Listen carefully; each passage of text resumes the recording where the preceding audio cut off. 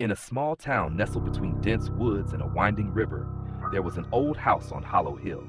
It had stood empty for decades, rumored to be cursed after the disappearance of the last family that lived there.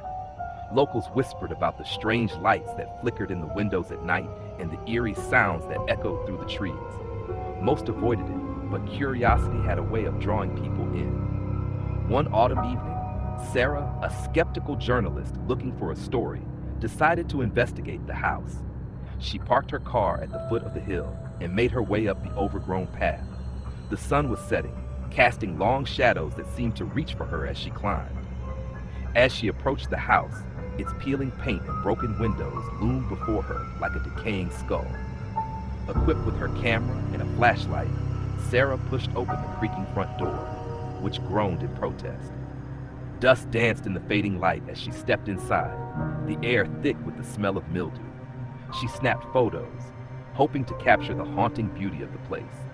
The floorboards creaked underfoot, and she felt an unsettling chill, as if someone or something was watching her. In the living room, she discovered an old family portrait hanging askew on the wall.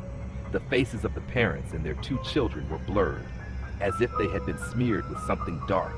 A sense of unease washed over her, but Sarah dismissed it, attributing it to the dim light and her own imagination. As she explored further, she stumbled upon a narrow staircase leading to the basement. The door at the top was slightly ajar, revealing a dark abyss.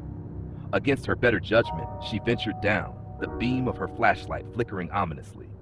The air grew colder, and the silence deepened, enveloping her in a thick cloak of dread. At the bottom, she found herself in a small, cluttered room filled with broken furniture and old boxes. In the corner stood a child's doll, its glassy eyes staring blankly at her. Suddenly, the door slammed shut behind her, trapping her in darkness. Panic surged through her as she rattled the doorknob, but it wouldn't budge. "Hello? Is anyone there?" she called, her voice echoing in the silence. No answer came, only the sound of her own heartbeat pounding in her ears. Just then, she heard a faint whisper, almost indistinguishable, drifting through the darkness. "Help us," it pleaded. Sarah's skin crawled as she turned toward the sound, her flashlight flickering wildly. The air grew heavy, and shadows began to swirl around her, dark shapes forming in the corners of her vision. Terrified, she pressed against the door and held firm. The whispers grew louder, echoing her own name. "Sarah! Sarah!" The voices of the children in the portrait filled the room, their tiny, desperate tones sending chills down her spine. Finally, the door burst open, and a figure stood in the doorway, silhouetted against the light. It was a man, disheveled and hollow-eyed. "You shouldn't have come here," he rasped.